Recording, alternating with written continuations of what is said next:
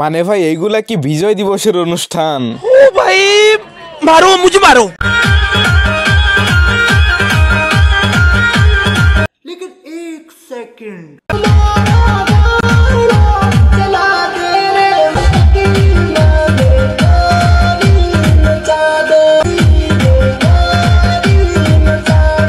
বিজয় দিবসের সাংস্কৃতিক অনুষ্ঠানে লাগাও ভোজপুরি। শালার মানুষ কতটা পাগলা চোদা লেভেলের হইলে এইসব কাজ কাম করতে পারে? আরে ভাই এটা তো 16ই ডিসেম্বর, আমাদের বিজয় দিবস, এটা তো আর যাত্রাপালার মঞ্চ না। তোরা যেইভাবে ঝুলন্ত ডাব নিয়ে ভোজপুরি গানে নাচানাচি করতেছো সেটা দেখে একটা সাধারণ মানুষ কখনোই বুঝতে পারবে না যে তোরা বিজয় দিবস পালন করতেছো। উল্টো মানুষ আরো ভাববে যে তোরা মনে হয় যাত্রাপালার নাচানাচি শুরু করছোস। ঠিক বলেছো।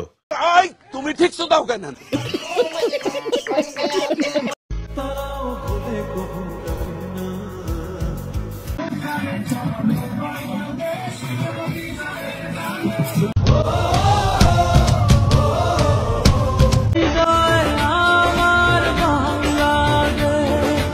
এই যে এই ভিডিওগুলো দেখার পরে মনে হইতেছে যে এইখানে বিজয় দিবস পালন করা হইতেছে। হ্যাঁ ভাই 16ই ডিসেম্বর আমাদের বিজয় দিবস, এইগুলা ভিডিওর মাধ্যমে প্রকাশ পাচ্ছে। কিন্তু এইগুলো সুযোগ নিয়ে কিছু কিছু মানুষ মঞ্চে যায় মেয়ে ভাড়া করে নিয়ে এসে ভোজপুরি গান দিয়ে উড়াধুরা নাচ গান করতেছে। এমনকি লাল পানি পর্যন্ত খাইয়ে এসে এইসব মানুষ ভণ্ডামি শুরু করে দিচ্ছে।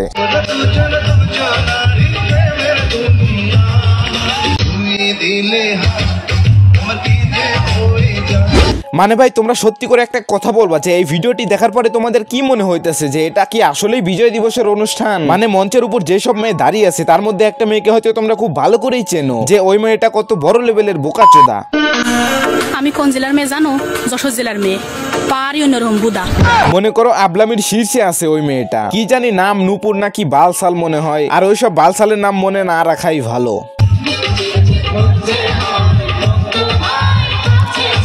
মানে 16ই ডিসেম্বর বিজয় দিবসের অনুষ্ঠানে এই চুদির ভাইরা বুক চিনচিন গান লাগাইছে।